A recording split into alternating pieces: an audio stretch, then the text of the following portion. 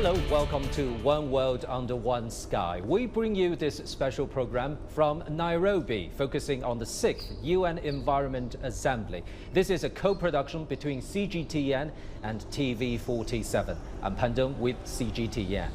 And I'm George Maringa with TV47. And as thousands of delegates converge in Kenya's capital, Nairobi, for the 6th session of the United Nations Environment Assembly, we bring you this conversation. Joining me on set are our guests from the immediate, rather extreme right is Richard Munang, Head of Global Environment Monitoring Systems. Thank you so much, Richard, for joining us. In the middle is Fred Duby, former Senior Counselor of the United Nations Secretariat and Expert Advisor for the international work of China, biodiversity conservation and green development. Thank you for joining us, Fred. And to my immediate right is Professor Liu Peiming, Executive Vice President of Tongji University. Gentlemen, thank you for joining us in the program. And gentlemen, let's start with the theme of this year's UNEA gathering, dealing with triple planetary crisis, namely climate change, loss of biodiversity and pollution. Gentlemen, how pressing is the situation right now? Let me start with you, Dr. Munang. Yeah, thank you very much for having me. Actually, the world is under the weight of environmental crisis, which we've already articulated, biodiversity loss and pollution and waste and climate change. And as a result of this, we are seeing the challenges manifested every day, whether it is drought and floods or whether it is each and every day, as we speak today, 2,000 trucks of garbage empty into our oceans, into our rivers, into our water bodies. And with all these challenges, for the past 40 years, 69% of our biodiversity and wildlife has actually been lost. And with these challenges, the world is coming together to be able to put in place not just policies, but pave the way forward in such a way that we can be able to advance not only nature actions and biodiversity solutions, but also drive a transformational pathway in which we can reduce pollution and enhance our transformational climate solutions. Mr. Doody, what's your take? Yeah, I can only agree. What I see is that the impact of these challenges is felt unequally around the world. It is felt very little by the rich people because they have able to build buffers to be able to for them, the cost of food, whether a pound of rice costs $1 or $100, doesn't make that much difference. It doesn't really affect the budget. If the temperature is not good, you have an air conditioner. If the temperature is cold, you have a heater. You can really change the environment to suit you. And yet we have more than 6 billion people in the world who do not have that opportunity, who are tied to nature in a very, very symbiotic way, in a very profound way, and in fact in a very glorious way. And I think these are the people that are most suffering. However, in the future, and the future may be only a few weeks away, we can see that these problems are felt also by other parts of society. Climate change has destroyed really a lot of what used to be the nice vacation warm spots in the US. Even Finland, where I live, we're now in my little town where normally -20 is cold, we were seeing more than -30. So there's changes that are taking, and they're taking place very quickly, and we have no opportunity to catch up. Culturally, economically, physically, we cannot catch up. So that is really, I'm supporting what you were saying 100%. Thank you. Professor Liu. Climate change is felt very obviously by everybody. Just speaking of this year, we have extreme heat and somewhere, and we have extreme coldness in some other places. So climate change is really in place. And pollution is almost, felt by everybody. So you see, especially the white pollution, which takes longer time to be digested. So I think we are really, pressed by all these environmental and climate change issues and problems.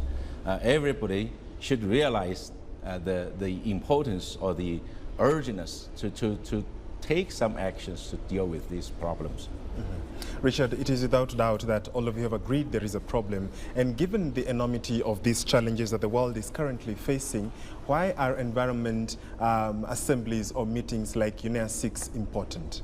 Well, the UN Environment Assembly is the environment parliament of the world, bringing over 193 member states to be able to debate on the issues, as you've already heard, on climate change, on pollution and waste, on biodiversity laws.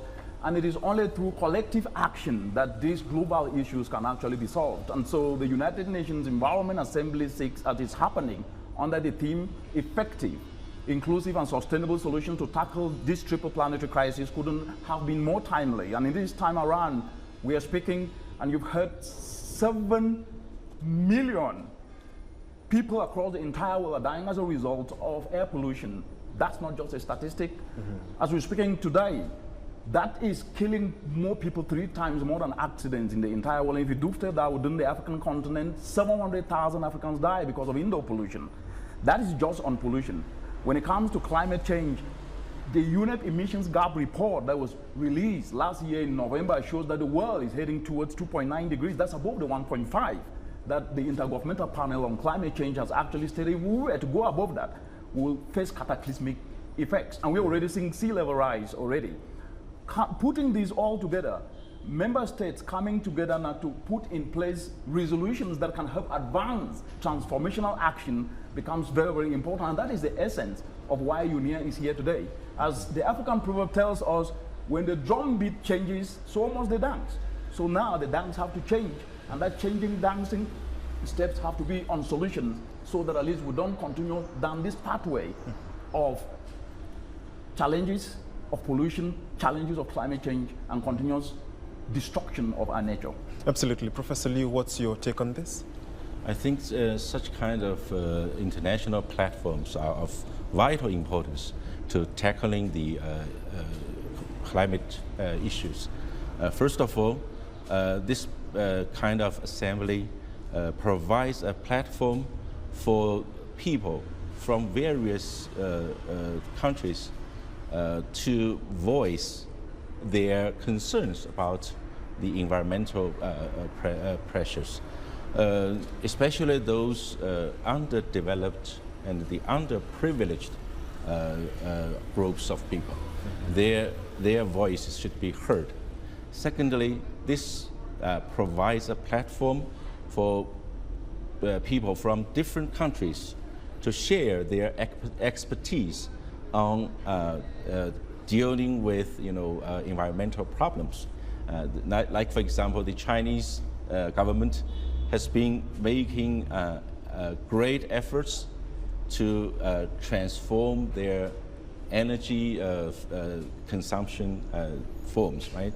And our expertise can be shared, especially for those developing countries, so that they can learn from the Chinese practices and to try to select their own path of energy transition.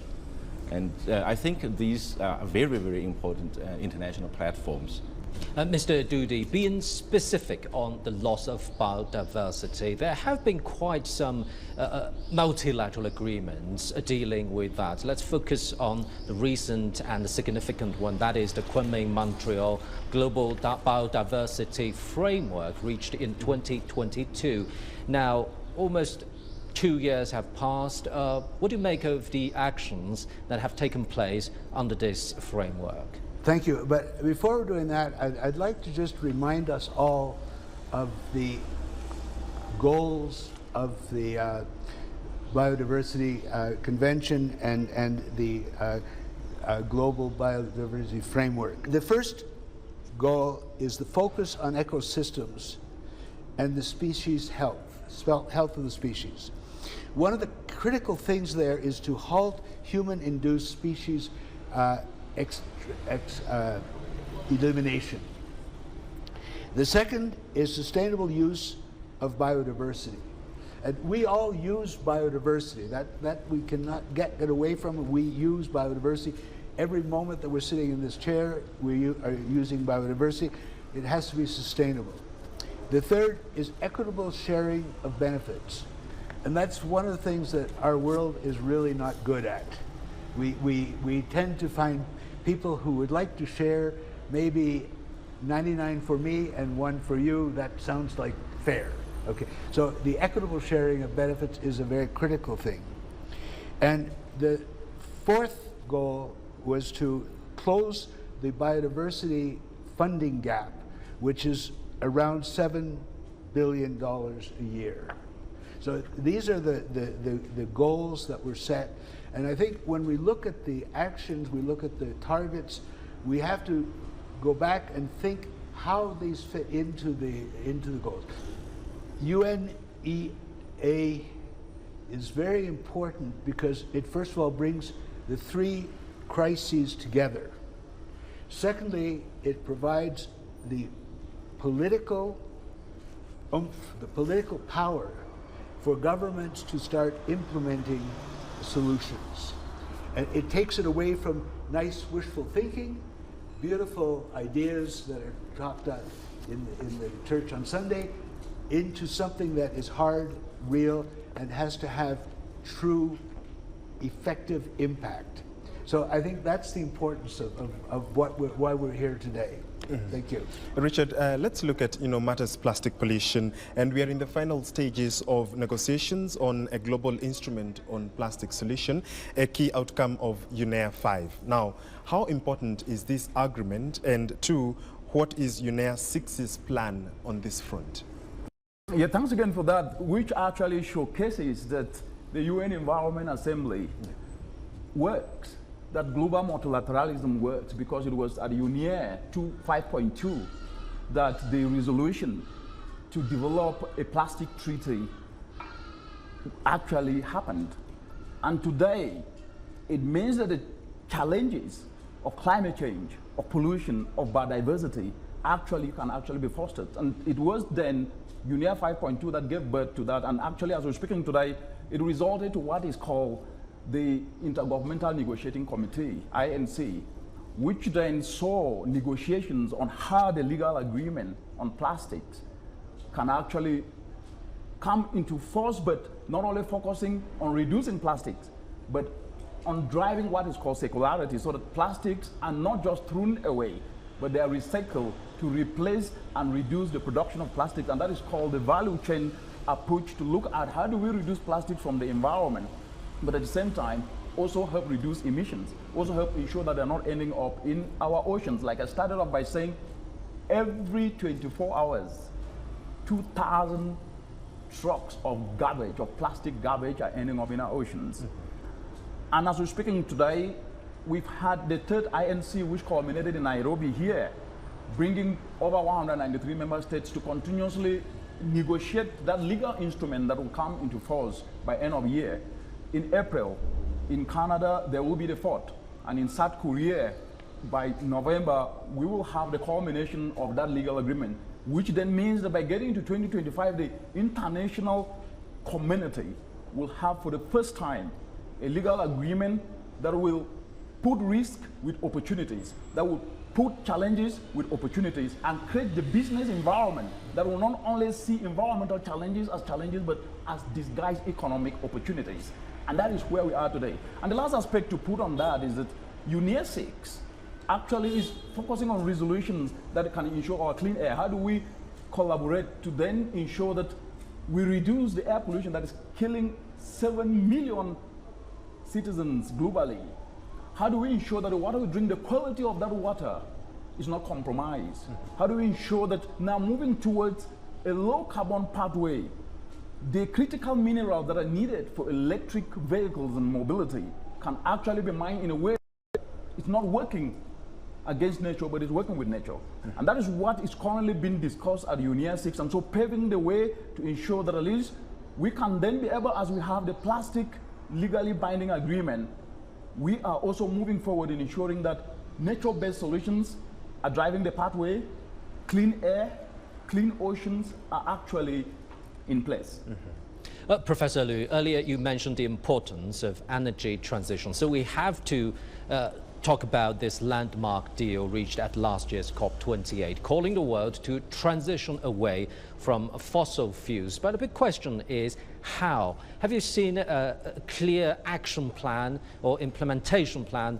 right now? If a fossil fuel is going away, then what are the other options available in the global picture? Speaking of the technical pathways for the energy transitions, actually many countries have developed their own solutions. Currently, for example, in the field of automobile industry, now we are developing or we are producing more and more electrical cars. Electric cars are powered by batteries, but we are also working on fuel cell vehicles, right? And which uses hydrogen as the kind of energy source.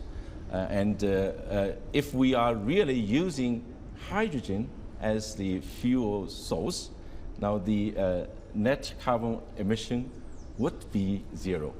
Now, of course, there are other issues in connection with this.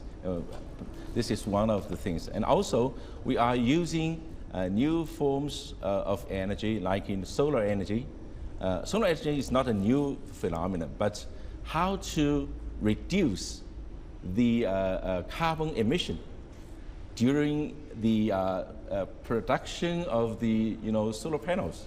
That would be a technical issue for us. So if we can take good use of the solar energy, now actually the consumption of fossil fuels can be greatly reduced.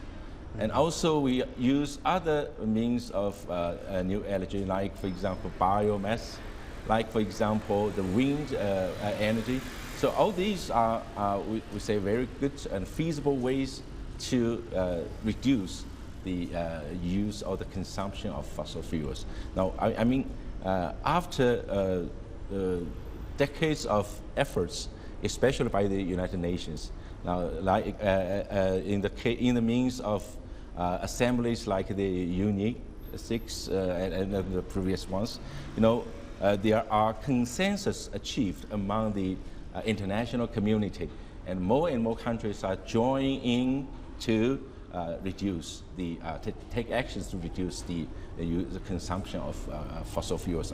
That's a good trend, and we are very confident of the future. Talking of energy sources, Fred, many of the developing countries are still using oil and gas, in their day-to-day activities, while part of the developed world wants to abolish fossil fuels and go the green way, and also use renewable energy. Is the deal too unfair, especially for the developing countries, noting or rather comparing or if you juxtapose the levels of development between the global north and the global south? Can I twist your question around a little bit, because it's a very, very critical one. Let me start. When you set objectives, you set a framework for conflict. And the only example I can give you is my household, that my wife has objectives, my kids have objectives, my grandkids have objectives, and we have conflict because they don't particularly blend together. And there's two kinds of conflicts. One where the objectives are legitimate, but they're different. And the other, which happens more often, the objectives are not legitimate. They're really illegal, immoral, incorrect. And so that is the situation that we have to look at. How do we approach this? And I think another thing that we have to look is that there are two sides to most coins. I guess there may be. I don't know. I've never seen a three-sided coin, but there could be.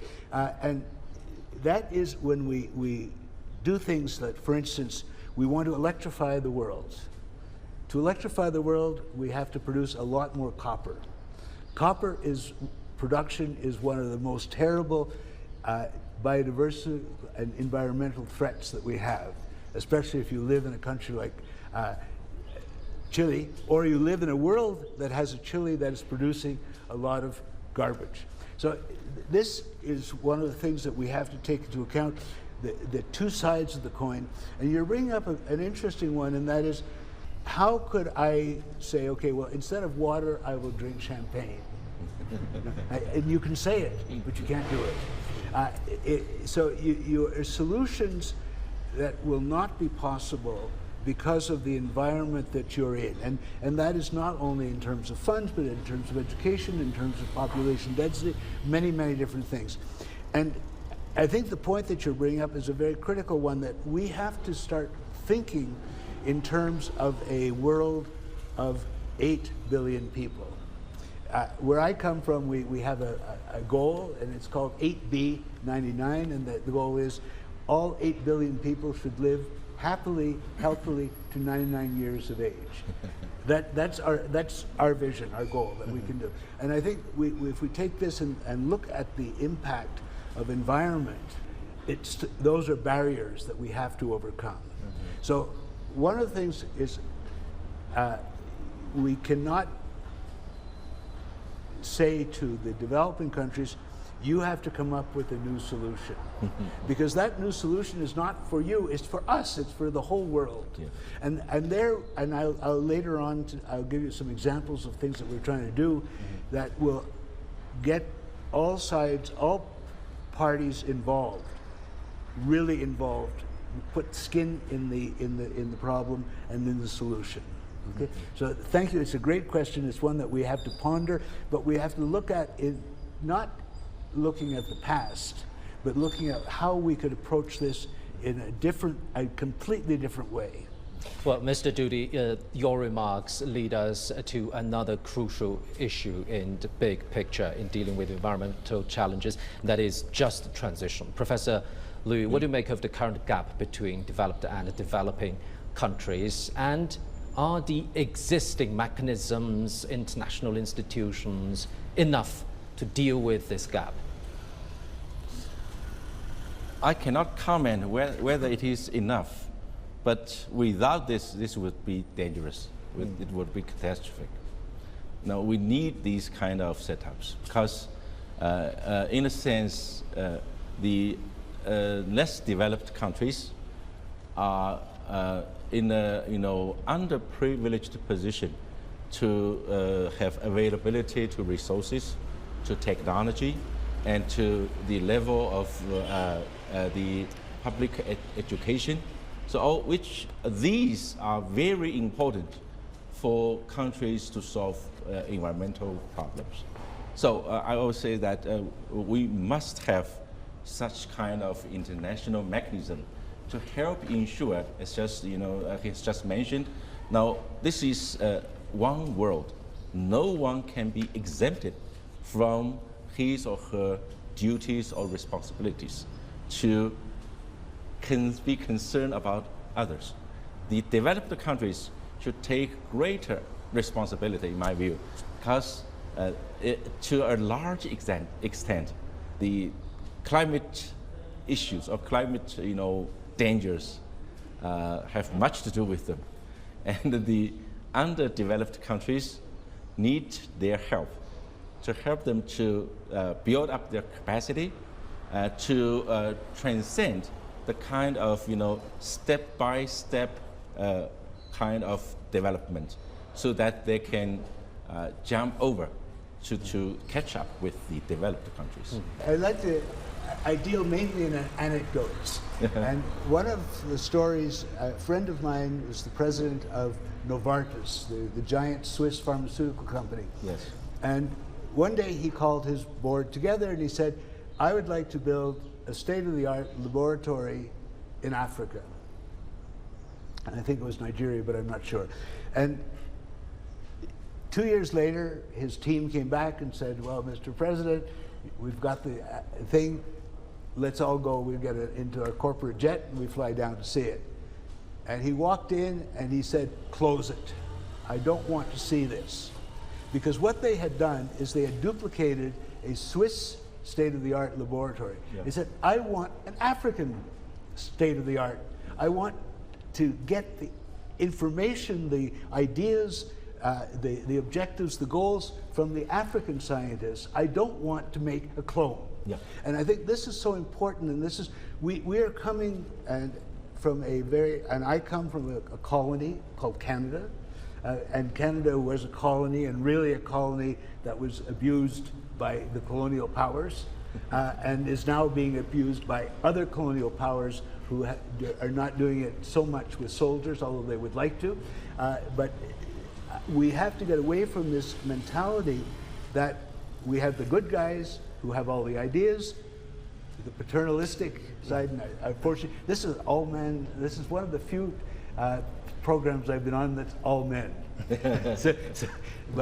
So we have to get away from that and start ensuring that everybody is participating and that we're able to capture the valuable ideas. And I don't think that a guy, and I spent 30 years of my life in the automotive industry, I don't think any of the people there, including my great friend, the chairman, who was one of the great open-minded thinkers of the world, had thought, gee, Africa might have some better ways to help people move. Right, yeah. Mm-hmm. You know, and that type of, in a way, humility, but in the other sense, perfect logic is what we're missing. Absolutely. Richard, coming back to UNEA-6, this year's assembly will see and spotlight the work of multilateral environmental agreements. Why are they important to addressing environmental issues? Very, very important. You talk about the Kunming-Montreal biodiversity framework, which in 2022, yes, December was adopted. Before that, in December 2015, the Paris Climate Change Agreement came into force. And before that, we have the Montreal Protocol, and we have the Convention on Biological Diversity 40 years after its adoption. So there is no absence of multilateral environmental agreements. And what the panelists have all alluded to here is the aspect of silos. Because we will not be able to implement and drive climate action while we are not working at the same time to address pollution and to address biodiversity loss. And therefore, the UN Environment Assembly discussion now is how do we create synergies and integrated approaches towards driving transformational development. Mm-hmm. And a practical example here is wastewater. Over 50% of wastewater globally gets into our river bodies, mm-hmm. into our seas, into our oceans. And it's not just polluting and causing eutrophication and killing our aquatic life, but wastewater also emits what is called methane. And methane is a greenhouse gas that is 20 times more potent than carbon dioxide, which then means that if we can be able to address wastewater, we will indirectly be addressing climate change. We will be addressing biodiversity loss, which when the wastewater gets into our river bodies, it kills aquatic life, our fish. It kills these aquatic life that is actually dependent on by millions. But if we are able to apply solutions in turning this wastewater into an opportunity, into biogas that can be able to replace the unclean cooking that is actually killing millions of people across the world, and especially in the African continent, where we have 900,000 Africans who are depending on unclean cooking, then we'll be addressing a problem of air pollution, we're addressing a problem of water pollution, and that wastewater again can actually be converted to biofertilizer that will replace the chemicalized fertilizer that is disrupting not just our soil but leaching to impact our aquatic life. And this will create opportunities for the young people, because we're speaking at a time in which over 30% of the entire world, between 30 to 50% of the entire world's population is under the age of 30. In the African continent, over 70% of the entire population is under the age of 25 years. It then means that the discussion on youth unemployment should actually become a discussion on youth solutions and opportunities within addressing environmental solutions in a synergistic way, not in a silo approach way. And therefore, the multilateral environmental agreement implementing the Kunming-Montreal biodiversity framework will address climate change. It will address pollution. Implementing climate action should address biodiversity loss and should address pollution. And so that synergistic approach, leveraging multilateral environmental agreements that I've already mentioned, is actually the best way to move forward. Because let's not forget, over 50% of the entire global GDP is derived from nature. But yet, in December last year, the United Nations Environment Programme released a report which was titled Finance for Nature that showed that $7 trillion US is actually invested in approaches that work against nature, not with nature, and only $200 million US are invested in what is called nature positive solutions. That means there's no absence of money, but the money is being used wrongly. And therefore, if we can use the money the right way in driving solutions that work with nature, not against nature, in driving solutions that can then be able to reduce pollution, that will at the same time reduce the changing climate that we see today. And just the last aspect on just transition, which I think the panelists articulated that aspect very excellently. It is about equity. It is about justice. When you look at the global south today, that is vulnerable to the changing climate and contributing the least. For example, Africa that contributes just between 3 to 4%. Transitioning the continent will be about that mother in a community in a village who produces her food, but it gets spoiled because she lacks a solar cool storage or a solar dryer to then be able to add value to it. And therefore, just transition should be leveraging clean energy solutions to power transformational solutions that respond to the informal sector and those at the bottom of the pyramid. That is an aspect that will help reduce emissions which come from post-harvest losses, because food waste results and contribute to emissions. That will mean that there will be less focus on opening up more land that destroy our forests, our biodiversity. And that is a synergistic thinking that will help move us forward through the lens of just transition, but leveraging on multilateral environmental agreements. Well, Mr. Dudi, you've been emphasizing an equal picture for all 8 billion people on this planet. This brings us to the China proposal of building a community of a shared future for mankind. Do you think it's conducive to the building up of true multilateralism in current world efforts to deal with environmental challenges? Yes, I do. That's a quick answer. One of the problems with multilateral, because there are many, many good sides, but they can often not include all the people that should be included, all the sides that should be included. So you may have a dominant side that says, okay, we'll all do this together, my way. And they may not make it very loud, my way, but that's what they're fighting for. And the solution then is really a unilateral solution with a multilateral embellishment. And so that's a very, very critical thing that we have to think. We have to find a way to walk together. Now, one of the problems that you've brought up, and that is transition. And I read some months ago the story of an African tribes, and these are thousands of years of people that moved north. And they populated what is today Northern Europe. And then came the Ice Age. But it came very gradually, and they moved back to Africa. And they were able to handle this. But we're talking in terms of maybe 1 million years. We have changes that are cataclysmic that happen, well, let's take the latest example that we're all aware of, AI. 3 years ago, only a bunch of eggheads knew about AI, and probably the people that work with the professor. But today, it's on top of us. And we don't know how to adapt to it. We have not the basis. So one of our great problems, our great challenges, is in education. To help people understand that stability. When I went to university, the idea is you would go to university, you would get your degree, you would get a job, you would stay in that job until you retired. And most of my friends did that. And they retired when they were 70 years old and died when they were 75. But that stability was guaranteed. Today, nobody even thinks of stability.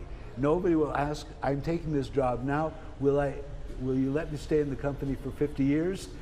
And if the companies honestly say, we don't know if we'll be alive for 50 hours.